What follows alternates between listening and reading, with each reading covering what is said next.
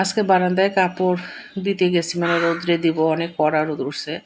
যে দেখি এত কষ্টের জিনিস, কত কষ্ট করে যত্ন করে এই গাছগুলো বড় করি, আর দেখি ভেঙে পড়ে আছে। আমি জানি না কে করছে। ওই আমার দুই পিচ্চি আবার বারান্দায় যায় খেলে, বা আমার জামাই কাপড় মেলতে যায়, হেল্পিংও কাপড় মেলতে যায়। এখন তাদের গা লেগে ভেঙে গেছে না কীভাবে, বললে তো কেউ স্বীকার করবে না।